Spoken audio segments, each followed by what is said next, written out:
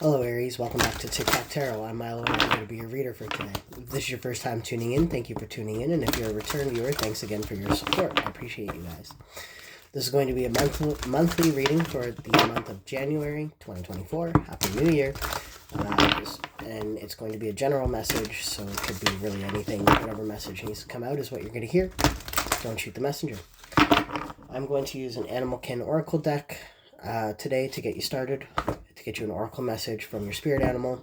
It doesn't have to be necessarily your spirit animal, it's just a spirit animal around you in the new year that's going to help you with a message. Then I'm going to use the Mystic Tarot for you guys, and I'm going to clarify the Mini Wild Unknown. If you don't know that, what those are, I'll show you in a minute. Not a problem. I'll start you off with an animal message here for the sign of Aries in the month of January. Almost said December. Amusement, the kookaburra. Sensitivity with the starfish. Number 50 could be significant, or 24.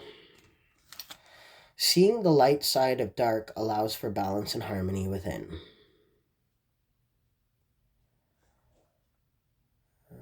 Kookaburra families stick together even when the young birds mature. They choose to stay with their parents to help look after their younger siblings.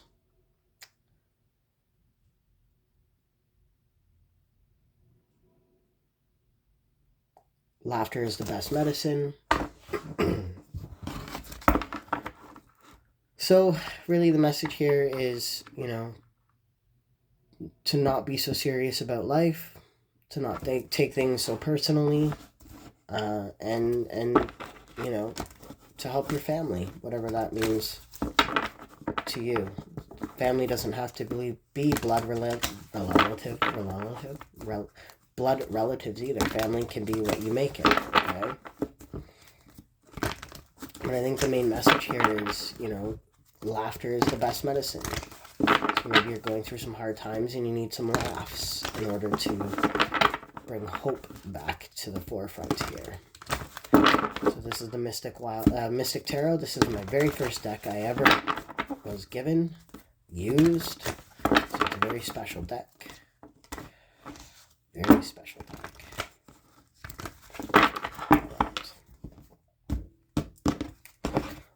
Boom, boom, boom, boom, boom. Knight of Cups at the bottom of your deck. A romantic offer. Interesting. It doesn't have to be romantic, though. It could just be an offer of love in some shape. Okay.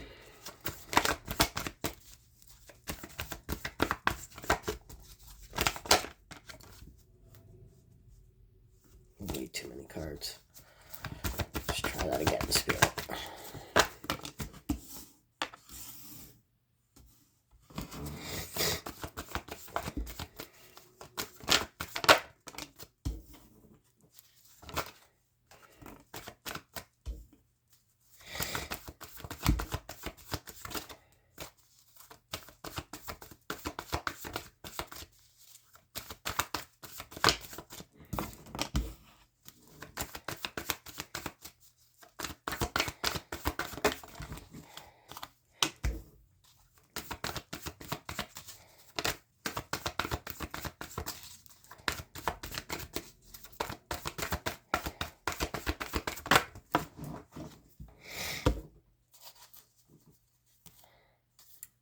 Four of Cups.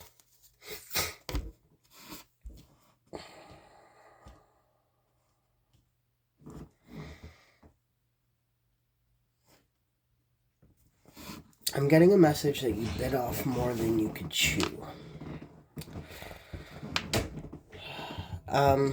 You've taken on too much. You're exhausted.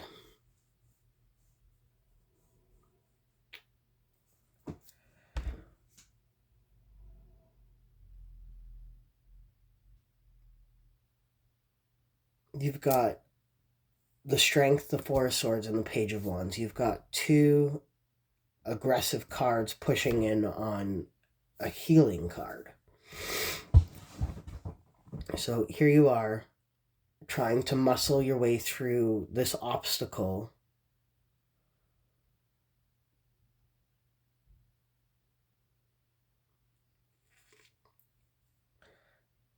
but this kind of immature rage is also pushing back on top of your healing as well. So you've got possibly some stored up trauma or issue, like some kind of mental health issue that you're trying to heal, at the same time trying to muscle through something, and it's causing a lot of tension and distraction when it comes to your healing journey. You're trying to heal, but at the same time you've kind of taken on more than you could. So you're trying to heal, but you're also trying to, get this job done, get the job done, whether that's like a project that you're on,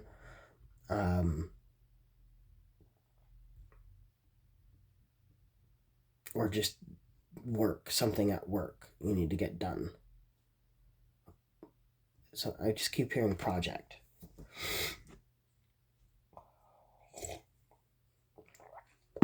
Then you have an Ace of Swords, a Ten of Pentacles, and the Ten of Swords. You got the Ten of Pentacles sitting in the middle of your reading. So this is a lot to do with a family home, whether it's your family home or not spending enough time at home. Again, you're being squished in between. Your happiness is being squished between the Ace of Swords and the Ten of Swords. And basically, it's like at the beginning, you were all gung-ho, like, yep, this can happen, yep, this can happen, yep, this is going to happen. This new beginning, lots of pride, lots of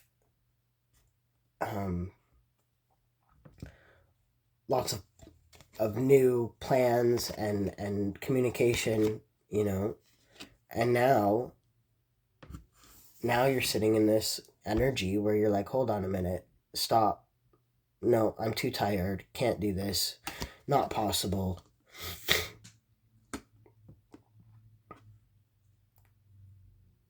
And I think it falls back to like, you're kind of teetering between, I can get this done and I don't have the energy to do it, or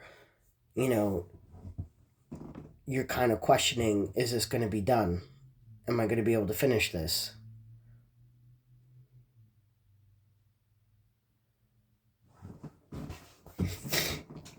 And then at the bottom, you have the Hangman, the Nine of Wands, and the Six of Swords.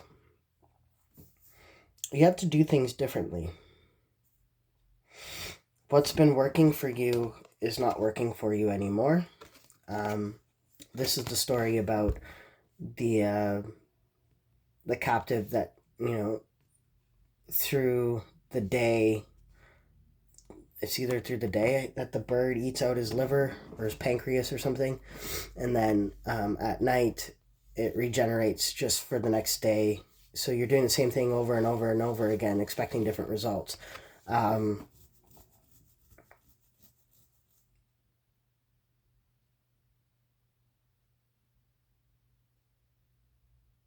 it's kind of self-inflicted torture. Like, you keep doing something the same way and it's not working for you.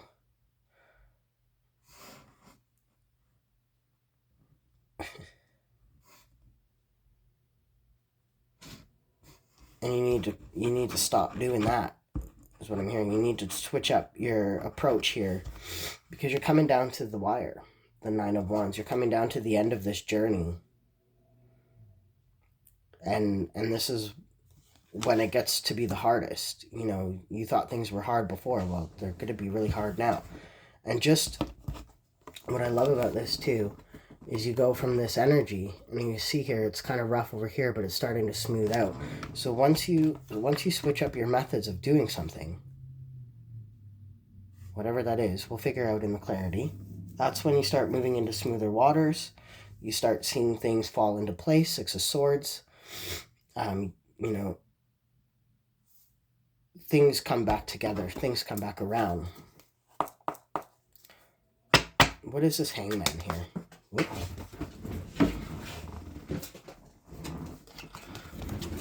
Two of Wands, a plan.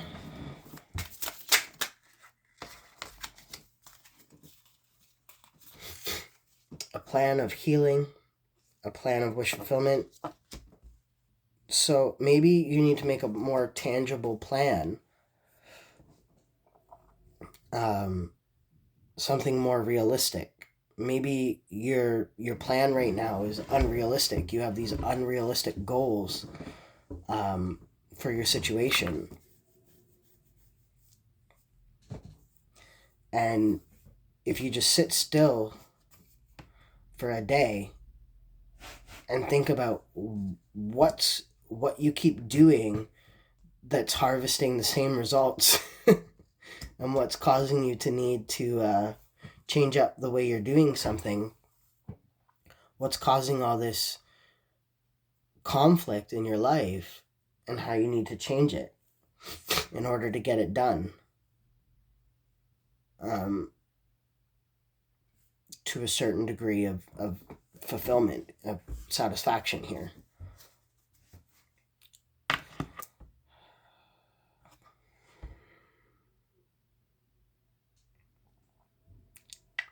What's the Six of Swords? What's the Six of Swords? Son of Pentacles. And Daughter of Swords. Ace of Swords. Ace of Swords again. So this...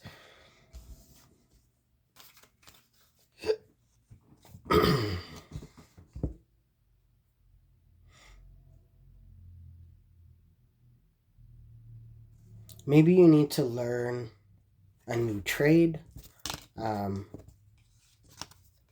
or learn a new way of doing something because the old way isn't working. Slow and steady wins the race.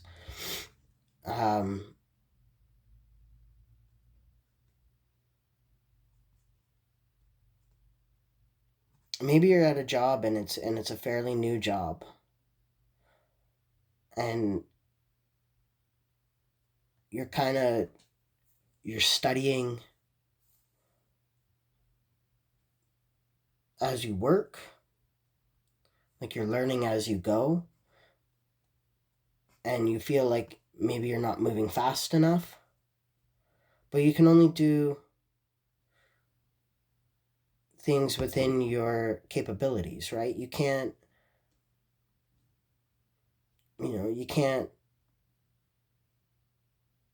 ride a bike until you learn how to balance on it, right? You can't ride a bike until you know how to get on the bike. You don't just, boom, you're riding the bike. You need to learn balance. You need to learn braking. You need to learn pedaling things. You need to learn how to use the handlebars to turn and whatever, right? Like you can't just jump on the bike and boom, you've got it. You can't just have somebody tell you one time, hey, this is how you ride a bike. You get on it, you mount it, and you push off on your feet, and then you use the handlebars to turn and brake, and that's all there is to it. Well, there's more to it. There's a sense of balance in that. There's a sense of know-how that you can't just get through words. You need practice. And maybe that's what you're not doing. You're not allowing yourself to practice. You're just so gung-ho about getting past whatever this is that you're not allowing the level of practice to play into your life. You're not giving yourself that room to grow. Nine of Wands, the Strength card. In order for you, Ace of Pentacles, in order for you to grow from a seed here, you have to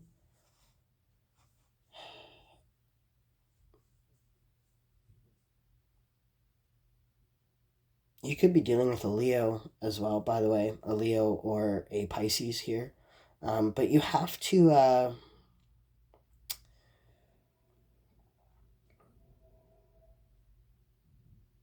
to see your shortfalls as an opportunity to grow. You know, if you're getting constructive criticism and it's constructive, it's not, you know, belittling criticism, you're going to use that to grow. If you're using constructive criticism to grow, then you're doing exactly what you need to do. But if you're being criticized in a harsh tone, like nothing's going to stick.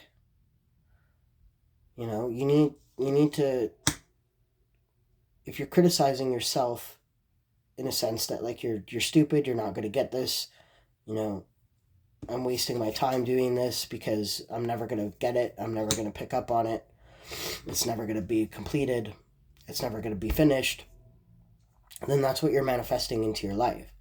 You're manifesting exactly what you don't want. You need to kind of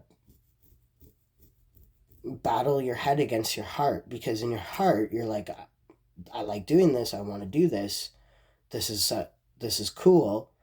And then in your head it's like, no, I'm not good enough, I'll never be good enough, you know, it's not happening for me, that maybe this just isn't my pursuit of happiness here. And you need to figure that out for yourself, and then from there you can determine whether or not this is your pursuit of happiness or if this is just not for you. What you don't see coming,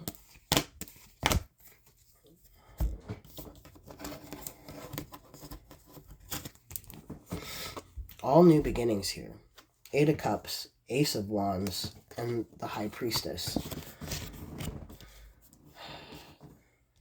You're walking away from something, or somebody's walking away from your something.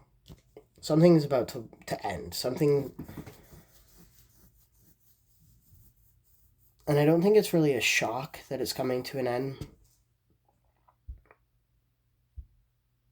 Again, there's a Pisces energy here.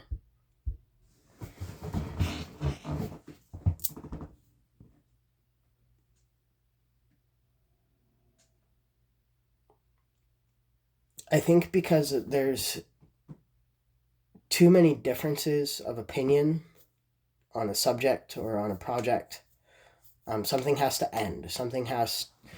Somebody's ego has to die here in order for this project to get finished. And I think ultimately, if you're not the boss, if you're not the one in charge of the situation, it's your ego that has to die. If somebody else is above you, is paying you, is your employer, it's your ego that has to die, because ultimately it's their vision. It's their vision of how they want something. And if you don't want to do it their way, if you don't like their vision, if you don't want to do it the way that they have planned it out on paper or whatever, the kind of the way they do things in their structure, if you're not interested in doing it that way, that's fine. But then you need to leave that situation for yourself. You know, and if you are the boss and somebody's not, you know, doing things the way that you want them to do it, if you want them to work for you, then you need to give them that space for practice. Or if you are not the boss, you need to give yourself time to practice more in order to do it more their way, and vice versa. If you want them doing it a certain way, if you're the boss, you need to allow them that time to practice. And they're going to, you know, it's going to be a slow start. It's going to take time. It's not something that just happens, you know, like Rome wasn't built in a day. It takes time. And that's what it is. Otherwise, walk away from it. If you don't feel like it's serving you anymore, walk away from it. But do so in a sense that you're not going to reap bad karma on yourself. You know what I mean? Don't ever end things in a negative mindset. You know, don't make decisions when you're angry. Do it from a point of view that's like, you know, this isn't working. You know, we have two different of opinions on what needs to be done or how to do it. And, this is just probably best if we part ways, you find somebody else to do the job. Come from it from a business perspective, not an emotional, internal perspective of letting things go. Just do it from a business perspective. If you're going to leave something, a job, or let go of somebody, whatever it is, do it from a business perspective. Save yourself that anxiety as well. And then things will run smoother for you. I mean, what's meant to be will be. What's meant for you will not pass you by. It's a very simple thing. Ultimately, it's your judgment call. The moon and the judgment card here. It's your call on what happens, because you are the creator of your own destiny. But just remember, I think that the amusement, it's asking you to enjoy the time that you have. So maybe there's a message in this that, like, instead of being so hard pressed about it, have more fun and things will get done faster. In a sense, maybe, enjoy the time there. Don't be so angry about everything that's going on, and things will get better for you. But, I mean, we all have free will. You can do what you want with that message. Until next time, Aries, love and light. Happy New Year.